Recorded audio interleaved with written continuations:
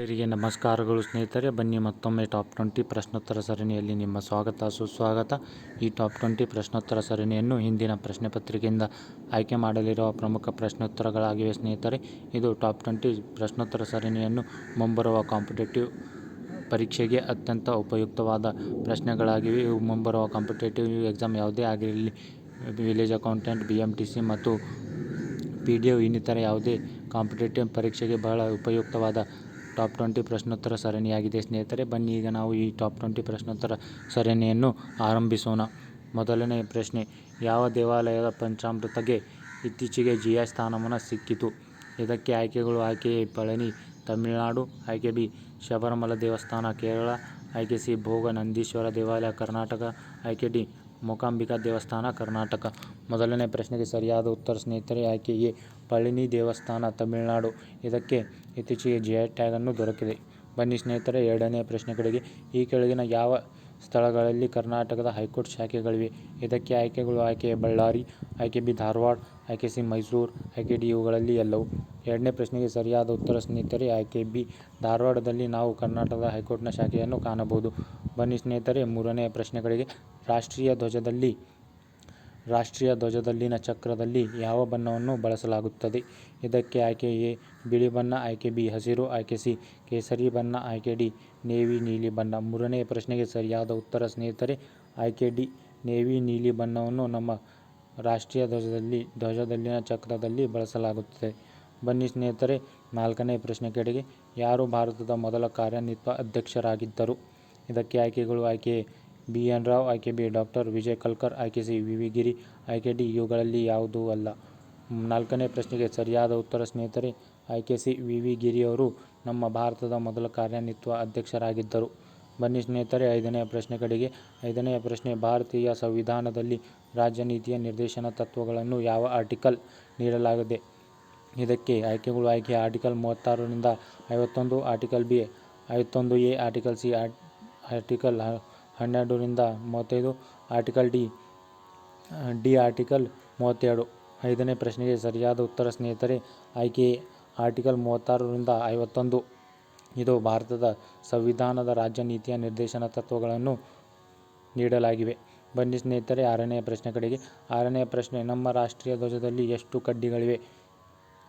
ನಮ್ಮ ರಾಷ್ಟ್ರೀಯ ಧ್ವಜದಲ್ಲಿನ ಬಣ್ಣವನ್ನು ಕೇಳಲಾಗಿದೆ ಸ್ನೇಹಿತರೆ.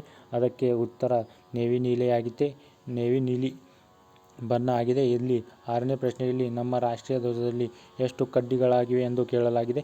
ಇದು ಬಹಳ ಪ್ರಮುಖ ಮತ್ತು ಸಿಂಪಲ್ ಪ್ರಶ್ನೆಗಳ ಸರಣಿಯಾಗಿದೆ ಸ್ನೇಹಿತರೆ. ಆರನೇ ಪ್ರಶ್ನೆಗೆ ಸರಿಯಾದ ಉತ್ತರ ಆಯ್ಕೆ ಬಿ 24 ಕಡ್ಡಿಗಳು ನಮ್ಮ ರಾಷ್ಟ್ರೀಯ ಧ್ವಜದಲ್ಲಿ ನಾವು ಕಾಣಬಹುದು. ಬನ್ನಿ ಸ್ನೇಹಿತರೆ ಏಳನೇ ಪ್ರಶ್ನೆ ಕಡೆಗೆ. ಭಾರತದ ಮೊದಲ ಗವರ್ನರ್ ಜನರಲ್ ಯಾರು? ಇದಕ್ಕೆ ಆಯ್ಕೆ ಎ ಭಾರತೀಯ ರೂರಲ್, ಆಯ್ಕೆ ಬಿ ಭಾರತೀಯ ಕೋಸ್ಟಲ್, ಆಯ್ಕೆ ಸಿ ಯಾವುದೂ ಇಲ್ಲ, ಆಯ್ಕೆ ಡಿ ಲಾರ್ಡ್ ವಿಲಿಯಂ ಬೆಂಟಿಂಗ್. ಏಳನೇ ಪ್ರಶ್ನೆಗೆ ಸರಿಯಾದ ಉತ್ತರ ಸ್ನೇಹಿತರೆ ಆಯ್ಕೆ ಡಿ ಲಾರ್ಡ್ ವಿಲಿಯಂ ಬೆಂಟಿಂಗ್ ಅವರು ಭಾರತದ ಮೊದಲ ಗವರ್ನರ್ ಜನರಲ್ ಆಗಿದ್ದವರು. ಬನ್ನಿ ಸ್ನೇಹಿತರೆ ಎಂಟನೆಯ ಪ್ರಶ್ನೆ ಕಡೆಗೆ. ಕರ್ನಾಟಕ ರಾಜ್ಯದ ರಾಜ್ಯ ಪಕ್ಷಿ ಯಾವುದು?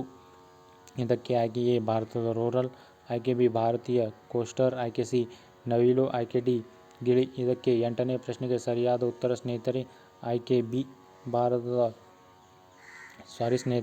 ಇದಕ್ಕೆ ಎಂಟನೇ ಪ್ರಶ್ನೆಗೆ ಸರಿಯಾದ ಉತ್ತರ ಆಯ್ಕೆ ಎ ಭಾರತೀಯ ರೂರಲ್ ಅಥವಾ ನೀಲಕಂಠ.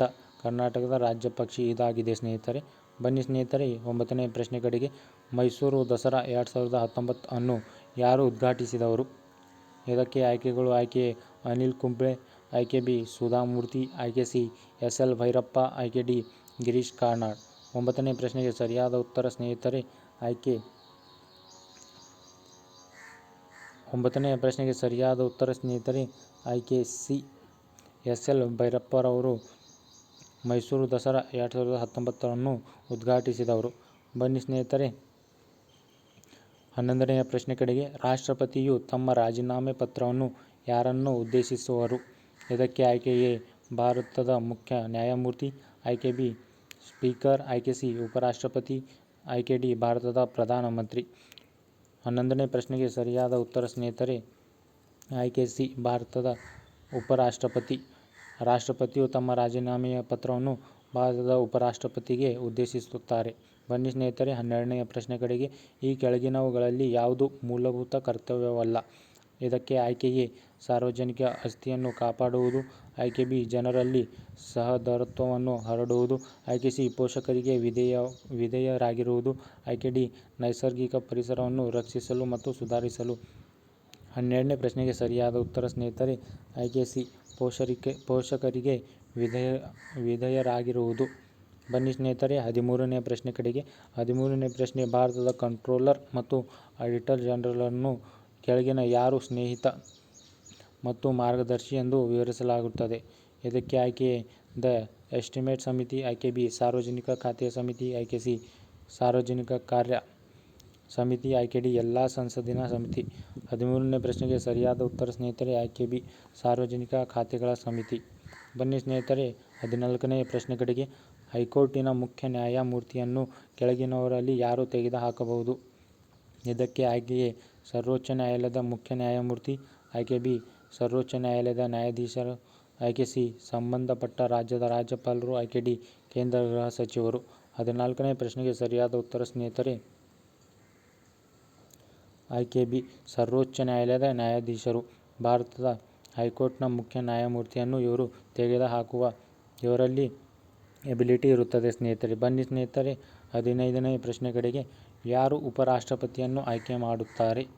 ಇದಕ್ಕೆ ಆಯ್ಕೆ ಎ ಭಾರತದ ರಾಷ್ಟ್ರಪತಿ, ಆಯ್ಕೆ ಬಿ ಮೇಲ್ಮನೆ ಸದಸ್ಯರು, ಆಯ್ಕೆ ಸಿ ಮೇಲ್ಮನೆ ಎಂದರೆ ಸ್ನೇಹಿತರೆ ರಾಜ್ಯಸಭೆಯ ಸದಸ್ಯರು, ಆಯ್ಕೆ ಸಿ ಸಂಸತ್ತಿನ ಸದಸ್ಯರು ಒಳಗೊಂಡಿರುವ ಚುನಾವಣೆ ಕಾಲೇಜು, ಆಯ್ಕೆ ಡಿ ಸಂಸತ್ತು ಮತ್ತು ರಾಜ್ಯ ವಿಧಾನಸಭೆಯ ಸದಸ್ಯರು. 15ನೇ ಪ್ರಶ್ನೆಗೆ ಸರಿಯಾದ ಉತ್ತರ ಸ್ನೇಹಿತರೆ ಸಂಸತ್ತಿನ ಸದಸ್ಯರನ್ನು ಒಳಗೊಂಡಿರುವ ಚುನಾವಣೆ ಕಾಲೇಜುಗಳು. ಇದು ಉಪರಾಷ್ಟ್ರಪತಿಯನ್ನು ಆಯ್ಕೆ ಮಾಡಲಾಗುತ್ತದೆ ಸ್ನೇಹಿತರೆ. ಬನ್ನಿ ಸ್ನೇಹಿತರೆ 16ನೇ ಪ್ರಶ್ನೆ ಕಡೆಗೆ. ಕರ್ನಾಟಕ ಲೋಕಾಯುಕ್ತ ಕಾಯ್ದೆ ಜಾರಿಗೆ ಬಂದದ್ದು ಯಾವ ವರ್ಷದಲ್ಲಿ?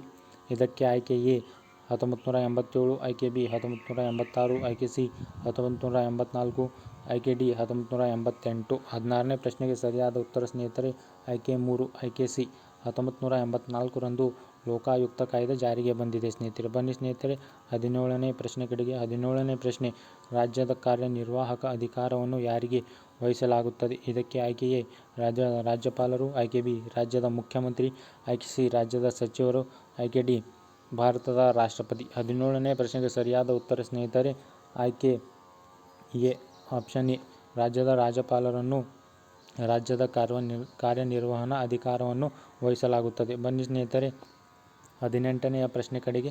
ಅಬ್ದುಲ್ ಕಲಾಂ APJ ಅಬ್ದುಲ್ ಕಲಾಂ ಅವರು ಭಾರತದ ಎಷ್ಟನೇ ರಾಷ್ಟ್ರಪತಿಯಾಗಿದ್ದರು ಎಂದು 18ನೇ ಪ್ರಶ್ನೆಯಲ್ಲಿ ಕೇಳಲಾಗಿದೆ ಸ್ನೇಹಿತರೆ.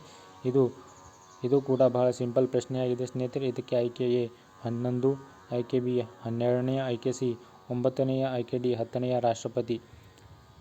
18ನೇ ಪ್ರಶ್ನೆಗೆ ಸರಿಯಾದ ಉತ್ತರ ಸ್ನೇಹಿತರೆ ಆಯ್ಕೆ ಎ APJ ಅಬ್ದುಲ್ ಕಲಾಂ ಅವರು ಭಾರತದ 11ನೇ ರಾಷ್ಟ್ರಪತಿ ಆಗಿದ್ದವರು. ಬನ್ನಿ ಸ್ನೇಹಿತರೆ 19ನೇ ಪ್ರಶ್ನೆ ಕಡೆಗೆ. ಭಾರತದ ಮೊದಲ ಮಹಿಳಾ ಗಗನಯಾತ್ರಿ ಯಾರು? ಇದಕ್ಕೆ ಆಯ್ಕೆ ಎ ಸುನೀತಾ ವಿಲಿಯಮ್ಸ್, ಆಯ್ಕೆ ಬಿ ಕಲ್ಪನಾ ಚಾವ್ಲಾ, ಆಯ್ಕೆ ಸಿ ಸುನೀತಾ ಜಾವಾ, ಆಯ್ಕೆ ಡಿ ಮೇರಿ ಕಾಮ್. 19ನೇ ಪ್ರಶ್ನೆಗೆ ಸರಿಯಾದ ಉತ್ತರ ಸ್ನೇಹಿತರೆ ಆಯ್ಕೆ ಬಿ ಕಲ್ಪನಾ ಚಾವ್ಲಾ ಇವರು ಭಾರತದ ಮೊದಲ ಮಹಿಳಾ ಗಗನಯಾತ್ರಿ. ಬನ್ನಿ ಸ್ನೇಹಿತರೆ 20ನೇ ಪ್ರಶ್ನೆ ಕಡೆಗೆ. ಸಚಿವರಿಗೆ ಯಾರಿಂದ ಮಂತ್ರಿಮಂಡಲಗಳನ್ನು ನೀಡಲಾಗುತ್ತದೆ? ಇದಕ್ಕೆ ಆಯ್ಕೆ ಎ ಭಾರತದ ರಾಷ್ಟ್ರಪತಿ, ಆಯ್ಕೆ ಬಿ ಭಾರತದ ಮುಖ್ಯ ನ್ಯಾಯಮೂರ್ತಿ, ಆಯ್ಕೆ ಸಿ ಮಂಡಳಿಯ ಮಂತ್ರಿಗಳ ಸಾಮೂಹಿಕ ನಿರ್ಧಾರಗಳು, ಆಯ್ಕೆ ಡಿ ಭಾರತದ ಪ್ರಧಾನಮಂತ್ರಿ.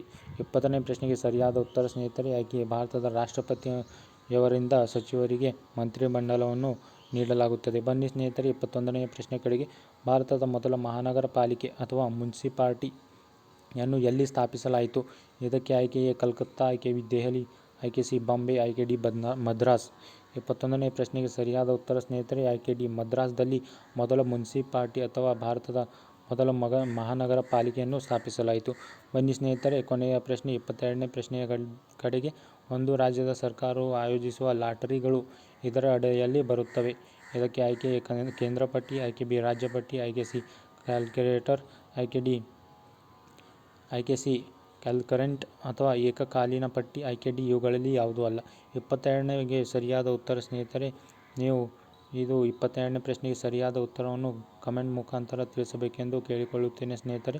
ಮತ್ತು ಈ ಚಾನೆಲನ್ನು ಮರೆಯದೆ ಸಬ್ಸ್ಕ್ರೈಬ್ ಮಾಡಿ ಸ್ನೇಹಿತರೆ, ಏಕೆಂದರೆ ಇಲ್ಲಿ ದಿನನಿತ್ಯ ಟಾಪ್ 20 ಸರಣಿ ವಿಡಿಯೋವನ್ನು ನೀಡಲಾಗುತ್ತದೆ. ಇದು ಮುಂಬರುವ ಕಾಂಪಿಟೇಟಿವ್ ಎಕ್ಸಾಮ್ಗೆ ಬಹುಮುಖ್ಯವಾದ ಪ್ರಶ್ನೆಗಳಾಗಿರುತ್ತವೆ ಸ್ನೇಹಿತರೆ.